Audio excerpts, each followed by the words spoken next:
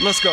I'm better than ever, they never been better than I. Regarded the hardest and I ain't even reaching my prime. They hate that I'm great and they faking I'm real as they come. So sit back and let me show you how this shit is done. My composition, my propositions, I'm raping the system. I'm killing the competition and all of y'all are my victims. Eyes and oohs as I'm ripping the instrumental. Lyrical, individual, never been sentimental. I'm so hot every time that beat drop. And when I say I'm raping the system.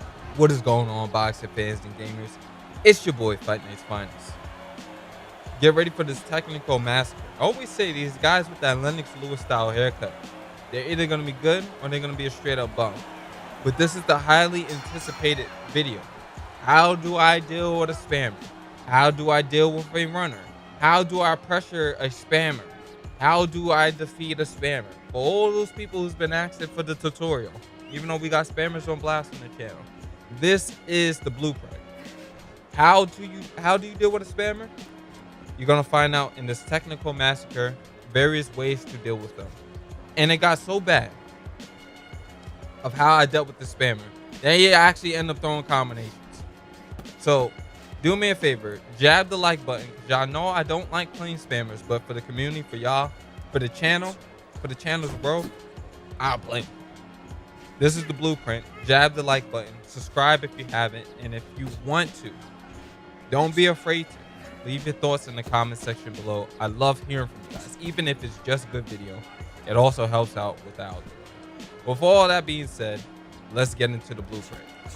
Number one, the first and foremost thing that we must understand is that you have to download the opponent. The downloading process is crucial when dealing with an opponent who's going to have the same exact attack pattern. And the most important thing to understand and to deal with is understanding how to take away that timing and that rhythm that is going to be presented. You must understand the pattern and tendency that you are dealing with, because certain spammers are going to be way harder to deal with than others. Also, viewer discretion is advised. If your opponent, and I say this with much love, you cannot straight up sim box a spammer in OWC and win the fight. You gotta add a little bit of cheese to it. It is part of the game, and if you don't understand those core game mechanics, you will fail every single time fighting spammers. You will fail against them in head-to-head. If you are picking suboptimal matchups, for example, if you have an OWC fighter with an outside fighter build, a boxer puncher build, and you are going up against a good spammer with an inside fighter build, you will 100% of the time lose, because you have to work harder than him on the technical side. And you have to be 30 times better than him in order to defeat him. In head-to-head, if you are picking, for an example, the opponent picked Tyson, and you are trying to outbox him with Tommy Morrison, congratulations, you just lost the fight, because you made the fight not only 10 times harder on yourself by picking a fighter with suboptimal stats, but you also are at a technical disadvantage because his game plan is way more simple to execute and requires way less skill than yours does. So if you put yourself in a hole, essentially what you are doing is you are putting yourself in a full Nelson and trying to box Mike Tyson. Stop cuckolding yourself. Some of you are into that cuckoldry on Fight Night Champion. If you want to be able to be competitive, stop putting yourself in a stranglehold beforehand. Now that I got that public service announcement out of the way, we can commence with the tutorial. Now, back to the downloading process, which is crucial in defeating these opponents. The downloading process is this: understanding patterns, understanding the opponent's timing, his rhythm. What does that mean? When does he like to throw a step? Can I accurately predict when he likes to step, when he will most likely throw a punch, and when he will like to come forward, when he will like to go backwards, when he will most likely move his head? You need to be able to predict. Foresight. This is what foresight is. Foresight is crucial. You need to be able to have an accurate depiction of when he is most likely to do what he's going to do before he does it. This way you know how to counter, when to step defensively, when to throw offensively, when to be defensive, when to be offensive, when to blitz. By blitz, that means to throw a quick, compact short combination of no more than 3 punches. And if you are successful, then you can string together more combinations. And you also need to know when is it best to throw single strikes and when it is best to not engage at all. When is it important to be within that counter zone where they try to suck you in, pause, to a zone where they can counter with either a sidestep uppercut or straight right hand. When can I engage that zone? When should I be baiting, which means you're stepping in and out of offensive range of the opponent in order to sucker them into throwing a punch? Pause again. All you want to do is basically bait range with your footwork in order to take what is available. Now, I'm sure you guys all heard a spammer when he's trying to justify why it is he is playing the way he is playing. He will say, I am simply taking what is available. What does that actually mean? That means, when is it most likely where he can land his straight right or his jab, his 1-2 spam, jab straight, and just get out of dodge without engaging in a trading. The real way that it looks, I am going to show you next round. Now, this is one way to do it. I have downloaded enough information from rounds 1 and 2, and I am still testing my theory out about where it is I can land shots. Now, what I identified about this particular spammer is his defense is trash. As you guys heard me say in my past videos, and if you haven't, welcome to the channel. Somebody please teach this man some defense. Because once I started applying that pressure to him and finding good opportunities to land combinations, what you are seeing is he is rotating his head for counters, because this is another form of spam. It started and originated in head-to-head, where people will circle that head movement, especially when perfect block was around, in order to buffer the counter window to get counter opportunities on you. So also he panics defensively. He leans back. That's another one that you'll see. People preemptively just leaning back and hoping that the height of their fighter will negate your ability to land offensively to the head and sometimes to the body. So what I just displayed there is that you can do it on the inside, but you have to time your blitzes and your counter shots well. Now, there are opponents where if you attempt to throw in volume heavily against certain types of spammers, you will get cooked. You will get eat up. You will get absolutely massacred. There are certain types of spammers where no matter how good your combination set is, it is absolutely a terrible idea to be a value puncher. So the real way to deal with them, if you are going to attempt to fight them sims, is you must be able to fight technically. And I am showcasing that to you here in this round. I also have a match that I did against Isaac Frost on the channel where I was using Joe Lewis. And you saw that was an even more technical display, if you ask me. It was so bad that the guy rage quit when he realized I was not going to make it easy for him. So against those type of spammers, it is imperative you land the first shot and you take the outside away, because some of them can absolutely not fight coming forward. Now, there are some spammers, the elite spammers. I'm doing the quote fingers, the elites, because that's what they always call themselves, as being elite or being the best fighter. And you know, we took that definition, made a switcheroo, and called it something completely else. Being elite means now that you can fight every single style. You have mastered every single style in the game, and you can execute any of them at any moment. That's what it truly means to be elite, not just throwing power straights down the middle. Now, being elite or fighting those type of guys, they can also pressure you with spam. And for those guys who can do it going forward and going backwards, that's why you have to mix in some sort of cheese. You have to be able to counter effectively with your own sidestep uppercuts and your own power straights dominant. Now, that's not to say you don't throw combinations, because there's always opportunities to box behind the jab, always opportunities to throw short, compact punches, but those opportunities are rare and minuscule. So your ability to land single strikes, and this is why it's important to master every aspect of the game, because there are going to be opportunities where it is better for you to fight on the outside. Now, I want to talk about something that I did at the end of round 4, where I made a mistake and I gave what I like to call counter punch. Counterplay is simply when you allow your opponent to have some type of inch back to the offense that you're giving. Now, the better the opponent, the more likely they are always going to be able to get off their own offense. But you can't make certain mistakes. From a technical aspect, that will allow the opponent to land on you.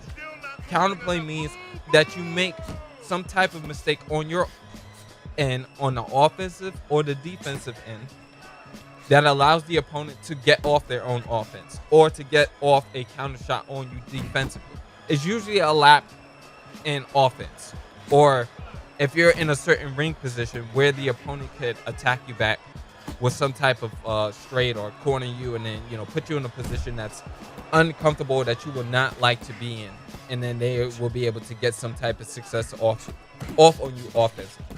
So you have to limit counterplay as much as possible. Now, what I'm doing in this particular round is I'm showing you how you can still do it without completely backing up and fighting more from mid-range than you are fighting from like on the inside or from the outside. So this was more of a technical round of how to do it from mid-range. So I showed you guys outside. I showed you how to do it blitzing.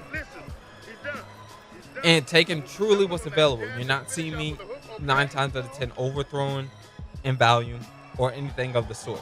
So I effectively took away his straight left, and I have limited the amount of opportunities that he can put himself in to land a straight left. So it's at the point now where he has to make some type of adjustment. He has to decide what it is that he's going to do in order to limit what I'm doing. Because I am constantly finding success with single strikes. I'm not putting myself in positions where he could just step and then land his straight left. And I'm also just taking what's available to me. And we're going to discuss that in detail this round. Look what I do. Watch how I engage. Immediately, a non-committal step in straight left downstairs to the body. I landed 2. Check the range with the double jab up top. Now notice I have not gotten hit with any type of effective shot from the opponent. I'm mostly landing what I classify as scoring shots. A quick jab, and mostly what's available downstairs to the body, because it is easy to throw to the body without taking much risk if you're not getting time on the inside. Then moments ago, I landed my first effective shot of the round, which is the right uppercut. Now, he's successfully hit me twice with 2 straight lefts. Unfortunately, what he doesn't understand, or what he's not going to do, is understand that the 3 straight lefts that he's landed has not equaled out the amount of scoring shots that I have landed. Now I come back with an effective shot of my own, which is the left hook. Just to really make it clear about what is an effective shot, it is a uppercut, straight right hand, or hook upstairs to the head.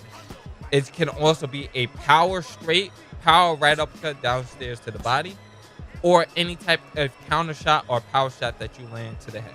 That's not a jab. Jabs never classified as effective shots. Now, when the opponent is only throwing effective shots, my rubric is you have to land 3 to 5, depending on the type of, for example, it's a jab. 5 jabs will equal 1 straight.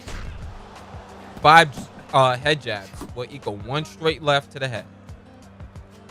3 good, well-placed body shots, right uppercut, straight right hand, or left uppercut, right hooks, any of those shots equals 1 headshot.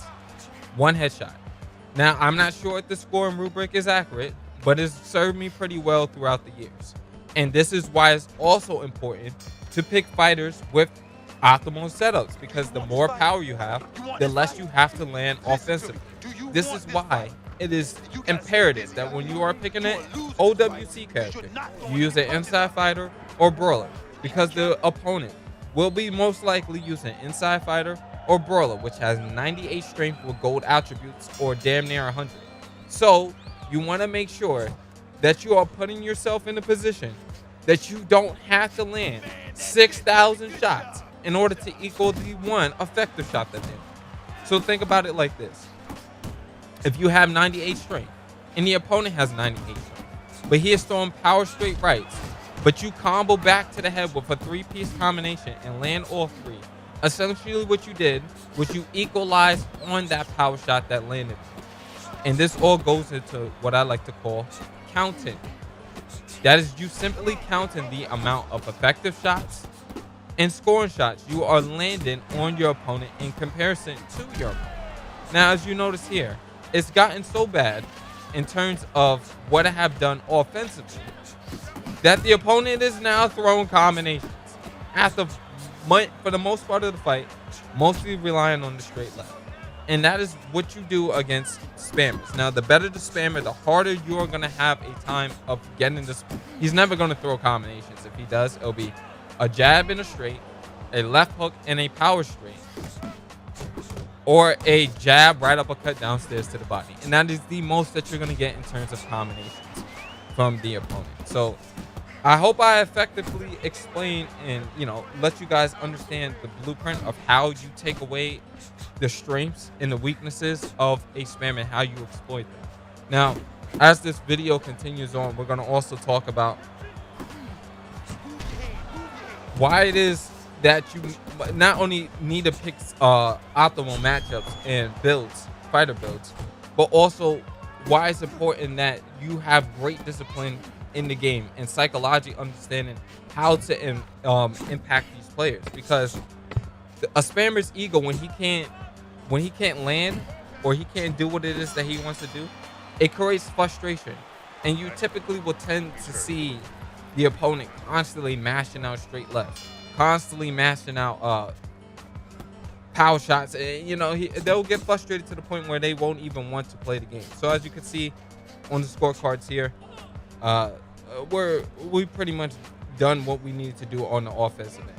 We've won the last 5 rounds, and at this point, this is very important to mention because I didn't even mention this. It is very crucial that you play for points. We need to talk about this. Not only is it important for you to stay disciplined offensively on your end and keep your own emotions in check so that you can constantly allow your brain the space that it needs to constantly figure out how to land successfully on the opponent without taking counterattacks back. But it's also very imperative that you understand that you cannot go for knockouts against spammers. Don't do it. It's important that you attack the body. It's important that you get the stamina advantage. All these things are important. But do not look to knock the opponent out. You have to let the knockout come to you. There will be times where you have punished the body enough, where now if you land power shots downstairs early, you took the opponent's stamina away. It's obvious he's misstepping. He's been getting hit in between his steps, and he's not at 100% stamina, etc., etc. Now you may be able to blitz the opponent and put him out. But you always have to factor in the fact that it's OWC. That means that you could get 1 PKO at any time. And head-to-head, you could get 1 PKO at any time. That's why it's important that you fight a disciplined fight. You understand that this fight is most likely going to go to 10 rounds. And that you don't put yourself in a position where you are trying to actively knock the opponent out so that you are making mistakes and give the opponent counterplay. You end up giving your opponent counterplay and giving him opportunities to disrupt you technically and win the fight on a fluke. That's why you don't want to go for knockouts against spammers. You want to keep the fight as technical as possible. You don't want to just blitz with volume on the inside against spammers. Because once again, it gives counterplay. It gives the opponent a chance to come back in the fight. And you don't want to do that. The better the spammer, the most likely he is going to keep his 100% stamina and throw 20 to 30 punches per round, if that. He's going to be incredibly efficient. He's going to only look for efficiency. And he's going to let the knockouts that he gets from from throwing power shots and getting random RNG stuns and minor stuns and critical stuns allow him to score his 10-8 rounds. And he will not engage with you. The better the spammer, the most likely he is to be comfortable coasting for points. So that you have to understand it in your mind. I must not look for knockouts. I must not look for knockouts. I must just try to win on points. It's not a fun way to play the game, especially if you're playing sim. Some people like to just go for knockouts, and the fun in the game is trying to knock somebody out. But knockouts will come to you if you do not force them. So keep that in mind. So let's go over the blueprint in its entirety and what to do so that we have a very clear understanding of how to process all this information and what to look out for and what not to look out for. Number one, downloading process is crucial. Actually, before that, let's get into mindset. Going into the fight, I will not try to knock the opponent out. I will do my best to land as efficiently as possible, and I also will do my best to take advantage of the mistakes that are being presented to me. I will only take what is available to me, and I repeat, I will only take what is available for me. If I am winning the round, I will not give the opponent the chance to take the outside from me, and I will score my points as efficiently as possible, and then we go from there. Now you're in the fight. Ding ding, round starts, fight starts. The first 4 rounds is a downloading process. I will attempt to find as many different opportunities and as many things about my opponent, as much information I can gather on my opponent to successfully understand what is his strengths, what is his pattern of attack, what is his timing, and most likely when it is that he is likely to throw. His shots, what positions he likes to throw those shots from, the speed in which he throws those shots at, the rhythm and the timing in which he will most likely throw his shots. After I gather that information over the first 4 rounds, I do not care if I win the first 4 rounds, because I am taking in as much information as possible in order to make adjustments and come up with a plan of attack and figure out methods to take away his strengths. Once I figure out those patterns of attacks, what I will then do is I will try to gain a stamina advantage with taking minimum risk. Some people I will only be able to look for, we will both be at 100% stamina, so it does not matter. In those type of fights, I just need to be as technical as possible, or I need to be as violent as possible and find opportunities in which I can find what is successful and exploit that and do it as consistently as possible with giving little to no counterplay. That is the name of the game. How can I land when I need to land, hit and not get hit, without giving any counterplay to my opponent? I need to dominate positions that he is weak at, and I need to make sure I'm dominant in the positions and the things that I'm strong in. And I need to enforce those things as much as possible. Once I find that I am landing the first shot in a round, because that is the main goal. Most spammers are terrible on the inside. I will take the outside from the opponent. I'll land the first shot and then dictate the pace and the timing at which I want to set the rhythm and pace of the fight at. And then from there, I will execute my game plan by taking what is available to me without, once again, I repeat, giving counterplay. Even if I am up, I will stay focused throughout the fight, because this fight requires an intense amount of focus, because all it is a mental game at this point. How can I frustrate him? How can I do what I do best and take away what it is that he does best? And if you are able to accomplish all those goals, stamina advantage, pace and rhythm and timing that you want to fight at, you will be successful in the fight.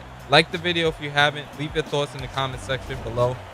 Subscribe to the channel if you haven't, and I'll catch y'all on the next one.